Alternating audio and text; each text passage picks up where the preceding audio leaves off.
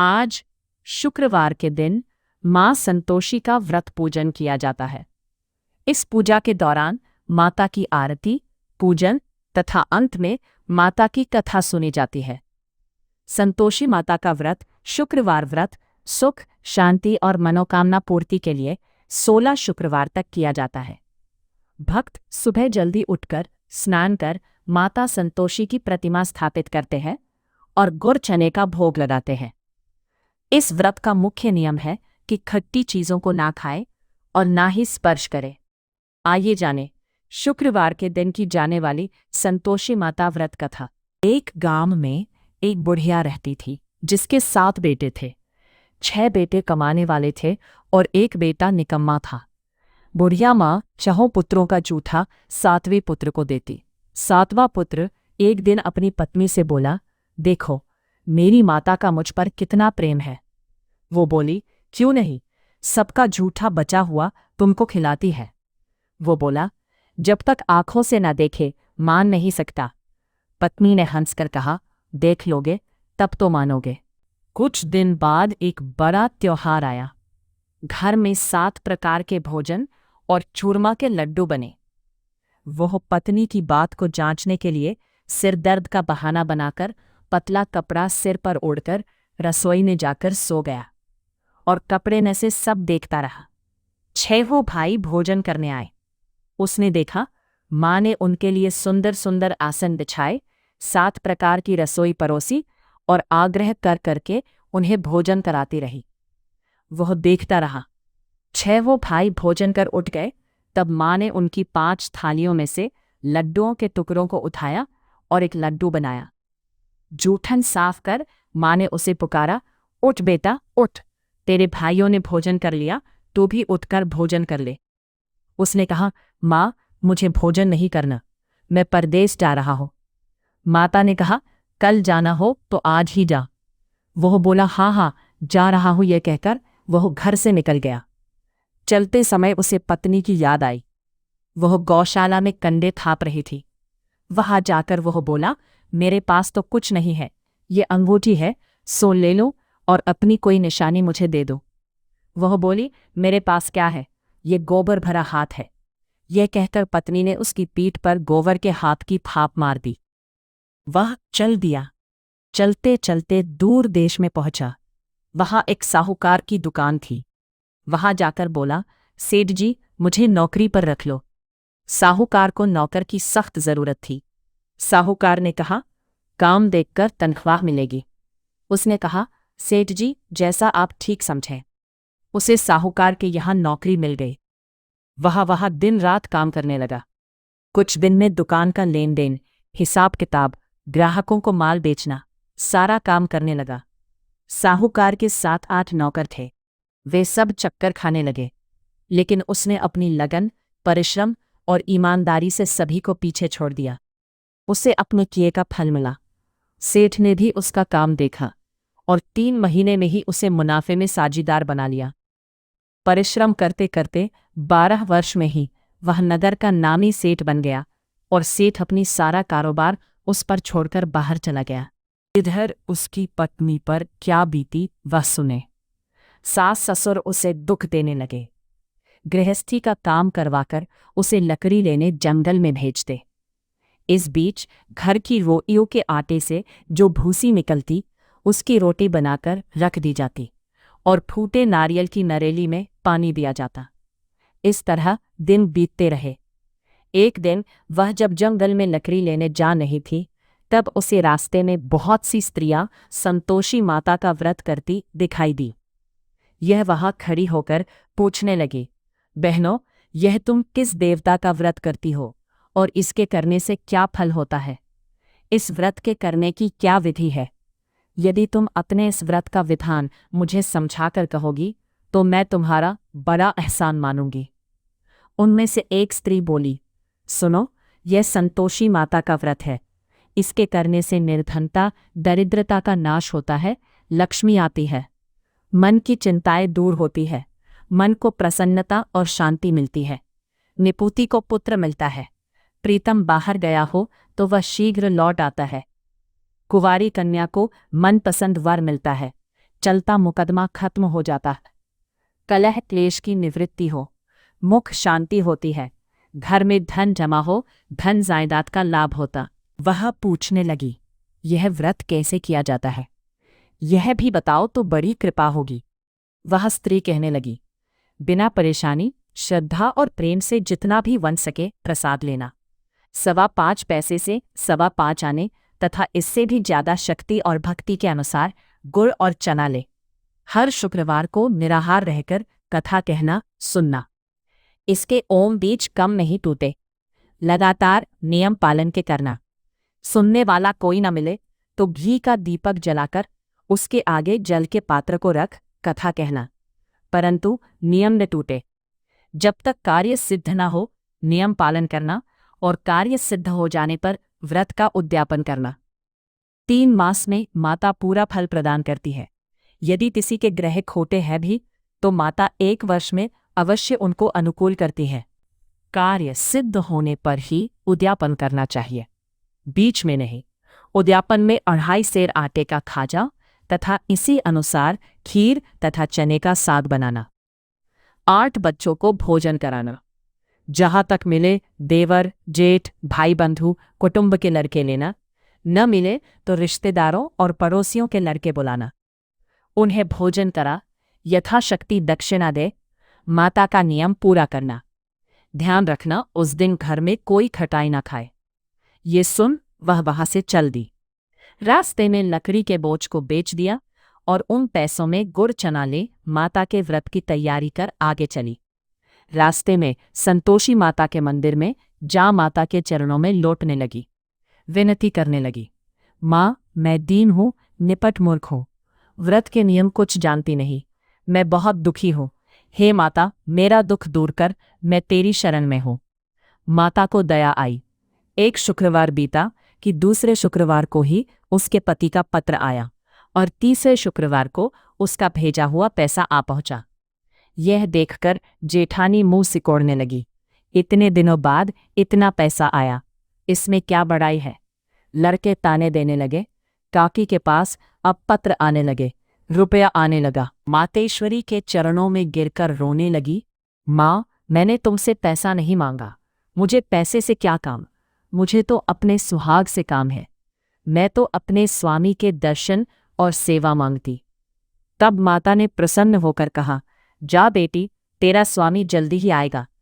यह सुन खुशी से बावली हो वह घर आकर काम करने लगी। संतोषी माँ विचार करने लगी, इस भोली पुत्री से मैंने कह तो दिया कि तेरा पति शीघ्र आएगा, पर आएगा कहाँ से। वह तो इसे स्वप्न में भी याद नहीं करता, उससे इसकी याद दिलाने तो मुझे ही जाना पड़ेगा। संतोषी माता ने उस बुढ़िया के बेटे को स्वप्न में समझाया, पुत्र तेरी घरवाली कष्ट उठा रही है। यह बोला, हाँ माता यह तो मुझे भी मालूम है, परंतु क्या करूं, वहां कैसे जाऊं। परदेश की बात है, लेन देन का सारा हिसाब किताब है, कोई जाने का रास्ता नजर नहीं आता। आप ही कोई राह दिखाए कि वहां कैसे जाऊं। माँ कहने लगी, सवेरे नहा धोकर संतोषी माता का नाम ले, घी का दीपक जला, दंडवत कर और दुकान पर जा बैठना। देखते देखते तेरा लेन देन चुक जाएगा, जमा माल बिक जाएगा, सांझ होते होते धन का ढेर लग जाएगा। वह अगले दिन सुबह बहुत जल्दी उठा। उसने अपने मित्र बंधुओं परिचितों से स्वप्न में माता द्वारा कही गई बात कह सुनाई। वे सब उसकी बात सुनकर उसकी खिल्ली उड़ाने लगे। वे कहने लगे कि कहीं कभी सपने की बात भी सच्ची होती है। एक बूढ़ा व्यक्ति बहुत समझदार था। वह बोला, देखो भाई मेरी बात मानो, इस तरह सांझ या झूठ कहने के बदले देवता ने जैसा कहा है वैसा ही करना। तेरा क्या जाता है। बूढ़े की बात मानकर नहा धोकर उसने संतोषी माता को प्रणाम किया, फिर भी का दीपक जलाकर दुकान पर जा बैठा। शाम तक धन का ढेर लग जाएगा। वह हैरान हुआ, मन में संतोषी माता का नाम ले प्रसन्न हो घर जाने के वास्ते गहना, कपड़ा व सामान खरीदने लगा। सब काम से निपट अपने घर को रवाना हुआ। उधर उसको पत्नी जंगल में लकड़ी लेने गई। लौटते वक्त थक जाने के कारण संतोषी माता के मंदिर पर विश्राम करने बैठ गई। ये तो उसका रोज रुकने का स्थान था। धूल उड़ती देख उसने माता पूछा, हे माता, ये धूल कैसी उड़ रही है? माँ ने कहा, हे पुत्री, तेरा पति आ रहा है। अब तू ऐसा कर, लकड़ियों के 3 बोझ बना, एक नदी के किनारे रख, दूसरा मेरे मंदिर पर और तीसरा अपने सिर पर रख। तेरे पति को लकड़ी का गड्ढा देखकर मोह पैदा होगा। ये वहां रुकेगा, नाश्ता पानी बना खाकर माँ से मिलने जाएगा। तू लकड़ी का बोझ उठाकर जाना और बीच चौक में गड्ढा डालकर 3 आवाजें जोर से लगाना, लो सासू जी, लकड़ियों का कत्था लो, भूसी को रोटी दो, नारियल के खोपरे में पानी दो, आज कौन मेहमान आया है।